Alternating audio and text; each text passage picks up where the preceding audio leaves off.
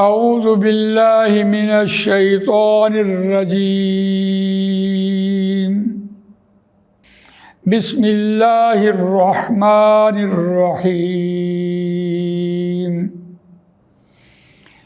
ان الذین یکتمون ما انزلنا من البینات والہدی من بعد ما بیناہ للناس فی الکتاب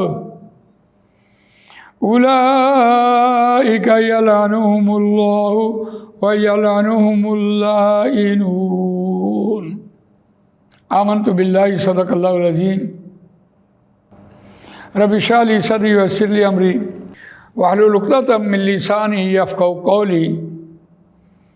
اللہم ارنا الحق حقا وارزقنا اتباعہ وارنا الباطل باطلا وارزقنا اجتنابہ، آمین یا رب العالمین۔ دوستو اور بزرگوں، سورہ بقرہ آیت نمبر 159 آپ کے سامنے تلاوت کی ہے،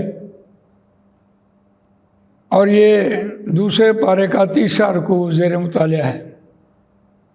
اس رکوع کا مضمون امت مسلمہ کی فرض منصبی اور وہ فرض منصبی اقامت دین کو قائم کرنا، اور اس کے ساتھ ہی آپ نے دیکھا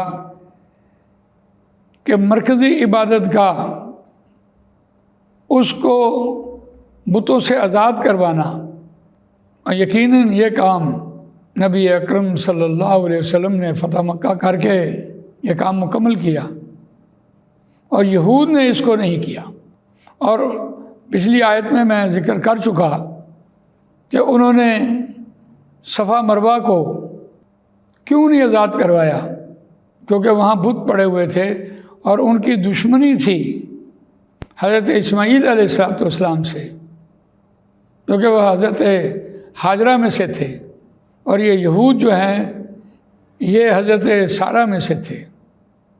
اس دشمنی کی وجہ سے انہوں نے اپنی جو فرضیت ہے اس کو مکمل نہیں کیا، انہیں معزول کیا گیا، اور ساتھ ہی یہاں ایک سزا سنائی گئی، ان الذین یکتمون ما انزلنا من البینات والہدی۔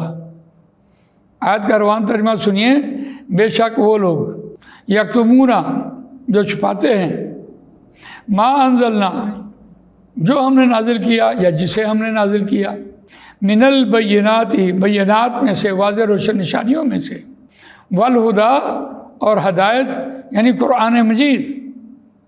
قرآن مجید میں بھی اس کا ذکر آ گیا، اور تورات اور انجیل و زبور میں بھی اس بات کا ذکر تھا کہ خانہ کعبہ جو ہے اس میں مشرکین مکہ نے جو بت رکھے ہیں ان بتوں کو ہٹاؤ اور مشرکین مکہ سے آزاد کرواؤ، اور صفا مروہ کے اوپر بھی جو انہوں نے بت رکھے تھے اس کو بھی وہاں سے عام مسلمانوں کے لیے اپنی عبادت گاہ، مرکزی عبادت گاہ کو مشرکین مکہ سے آزاد کرو۔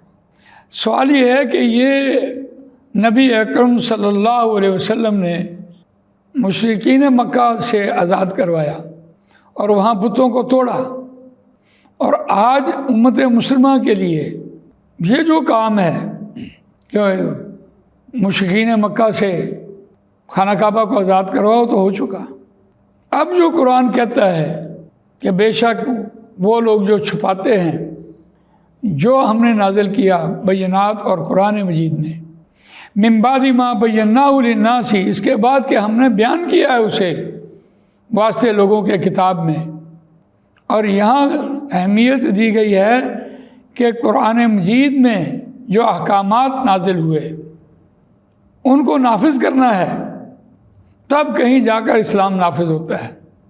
نبی اکرم صلی اللہ علیہ وسلم کے دور میں بتوں سے مشرکین مکہ یعنی مکہ کو آزاد کرانا ہے، مشرکین مکہ سے بت پرستی کو ختم کرنا ہے، وہ تو ہو چکا۔ اور یہ آیت دیکھیے کہ قرآن مجید میں اقامت دین کی بات کی، اور ساتھ ہی کہا من بعد ما بیناہ للناس، اور ہم نے اسے بیان کر دیا ہے واسطے لوگوں کے اس کتاب میں، قرآن مجید میں۔ اب اس پیغام کو نہیں چھپانا، اور آج جو حاجی یا عمرہ کرنے کے لیے وہاں جاتے ہیں، وہاں سے جو نشانیاں دیکھتے ہیں اور جو پیغام سن کے آتے ہیں کہ اے مسلمانوں، یہود و نصارہ کے طریقے کو چھوڑو، اپنا سسٹم لے کے آؤ، خلافت لے کے آؤ۔ اب یہ وہاں سے تعلیم مل رہی ہے اور اس اقامت دین کو نافذ کرنے کا ٹاسک مل رہا ہے۔ اب یہ فرض ہے، اور اگر یہ فرض پورا نہیں کرتا تو پھر سزا سنائی گئی ہے، اولئک یلعنہم اللہ و یلعنہم اللعینون۔ وہی لوگ ہیں اللہ ان پر لعنت بھیجتا ہے، و یلعنہم اللعینون، اور لعنت بھیجنے والے ان پر لعنت بھیجتے ہیں۔ اس موقع پر لعنت کا لفظ آیا ہے، اس سے مراد یہ ہے کہ وہ شخص جس کو کفر کی موت ہو اس پر لعنت بھیجی جا سکتی ہے، اور کوئی شخص کسی دوسرے شخص پر لعنت کے لفظ کا اطلاق نہیں کر سکتا، کیونکہ اسے کیا پتا کہ اس کی موت جو ہے وہ کفر پہ آنی ہے۔ اس لیے اس لعنت کے لفظ کو اختیار کرنا یا تقیہ کلام کے طور پر بھی بیان کرنا یہ بھی خطرناک ہے۔ تو اللہ ان پر لعنت بھیجتا ہے۔ اب یہ ایک فلسفہ ہے، اگر یہ فلسفہ سمجھ آ جائے تو میرا غالب خیال ہے کہ قرآن مجید کی تعلیمات عام ہو جائیں گی۔ کیا کبھی کسی غریب آدمی کو بھی حج نصیب ہوا ہے؟ آج تو 14-15 لاکھ روپے لگتے ہیں۔ ہاں اللہ چاہے تو کسی کو کروا دے، کسی کے اسباب ایسے بن جائیں، لیکن عموماً پیسے والے لوگ جو کھاتے پیتے ہیں اور اپنی محنت سے پیسہ کماتے ہیں وہی لوگ حج کرنے جاتے ہیں۔ عقل والے، شعور والے، پڑھے لکھے، ان کو یہ ٹاسک دیا جاتا ہے کہ اب اپنے گھروں میں جاؤ، اب اس پیغام کو عام کرو کہ وہاں کیا پیغام تھا؟ اے اہل ایمان، اے مسلمانوں، حج کا فریضہ ہی یہ کہہ رہا ہے کہ تم اپنے اپنے جا کر سسٹم کو نافذ کرو۔ اور المیہ یہ ہے کہ کب سے پاکستان بنا اور کب سے دنیا حج کے لیے جا رہی ہے، اس مقصد کو سمجھ نہیں آیا۔ وہ مقصد تو نبی اکرم صلی اللہ علیہ وسلم نے اپنے دورانیے میں پورا کیا، اور آج حجی کیا کر رہا ہے؟ اس کو وہاں سے پیغام مل رہا ہے کہ نظام خلافت نافذ کرو، اور آج حج کی تربیت کرنے والے بھی اس نقطے کو کھا جاتے ہیں کہ انہیں یہ چاہیے کہ حاجی کو بتائے کہ یہ تم کس غرض سے جا رہے ہو اور تم کیا کیا نشانیاں دیکھو گے۔ اور نبی اکرم صلی اللہ علیہ وسلم نے مکے سے بت پرستی کو ختم کیا، اور جب آپ واپس آؤ گے تو اپنے ملکوں میں بھی تم کو اسلام کو نافذ کرو گے۔ اور یہاں بت پرستی کیا ہے؟ افرائیت من اتخذ الہہ ہواہ، کیا آپ نے نہیں دیکھا اس شخص کو جس نے اپنے نفس کو اپنا معبود بنا لیا ہے اور میری مرضی؟ یہ بہت بڑا شرک ہے۔ اس کو کچل کر، نفس پرستی کو کچل کر اپنے آپ کو حوالے کر کے اسلام کو نافذ کرنا، یہ ہے اصل بت پرستی کو ختم کرنے کا نام۔ اور یہاں بات کہی جا رہی ہے، اور جہاں یہ کہا جا رہا ہے کہ اللہ لعنت بھیجتا ہے، وہاں یلعنہم اللعینون، لعنت بھیجنے والے بھی اسے لعنت بھیجتے ہیں۔ اب یہ کیا بات ہوئی؟ ایک طرف تو ہم کہتے ہیں کہ کوئی انسان دوسرے انسان کو لعنت نہیں بھیج سکتا، اور یہاں لعنت بھیجنے والے ان پر لعنت بھیجتے ہیں، تو اس سے کیا مراد ہوئی؟ آج آپ کسی سے پوچھیں کہ آپ کا گزر بسر کیسا ہے تو یقیناً آپ حیران ہو جائیں گے کہ جو لوگ کرائے کے مکانوں پہ رہتے ہیں وہ ایک قسم کی دوزخ کی زندگی ہے۔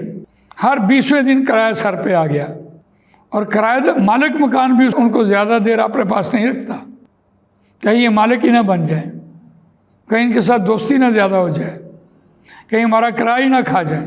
آئے دن موٹر خراب، آئے دن بجلی کا بل زیادہ۔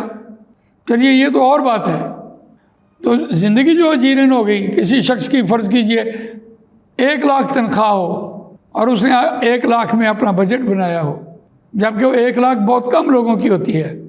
عام لوگ تو 20-25 ہزار روپے زندگی گزار رہے ہوتے ہیں، اور 5-6-10 ہزار کا اگر مکان کرائے پہ ہے تو پھر دیکھیے کبھی پٹرول مہنگا، کبھی چینی مہنگی، کبھی گھی مہنگا۔ تو یہ ساری جو آفتیں ہیں اس کا بجٹ خراب کر دیتی ہیں۔ اور اگر یہ احسان کا دور دورہ ہو نظام خلافت ہو، ایک دوسرے کا لحاظ ہو، اور چیزیں بڑھتی نہ چلی جائیں بلکہ ان کی قیمتیں کانسٹنٹ ہوں، جو کہ حکومت کی ذمہ داری ہے۔ کیسے چیز بڑھ جائے گی؟ کیسے اس غریب کا بجٹ جو ہے وہ ڈسٹرب ہو جائے گا؟ یہ ممکن ہی نہیں ہے۔ اور ہر مہینے جب اس کا بجٹ ڈسٹرب ہوگا تو لانتیں نہیں بھیجے گا تو اور کیا بھیجے گا؟ اور کن پر لانتیں ہوں گی؟ جو لوگ حج کرنے کے لیے گئے تھے، کھاتے پیتے تھے، پڑھے لکھے تھے، عقل مند تھے، انہوں نے اپنی عقل سے، محنت سے پیسہ کمایا اور اللہ کے ہاں پہنچے۔ وہاں سے یہ ٹاسک ملا کہ اپنے ملکوں میں جاؤ اور نظام خلافت نافذ کرو، قانون نافذ کرو۔ کہاں ہوا؟ تو پھر لعنت نہیں تو اور کیا؟ تو یہاں ہماری آج کی آیت یہ مکمل ہو رہی ہے۔ باقی انشاءاللہ اگلی نشست میں اللہ تعالیٰ مجھے آپ کو قرآن مجید پڑھنے، سمجھنے، اس پر عمل کرنے، اس کو دوسروں تک پہنچانے کی توفیق عطا فرمائے۔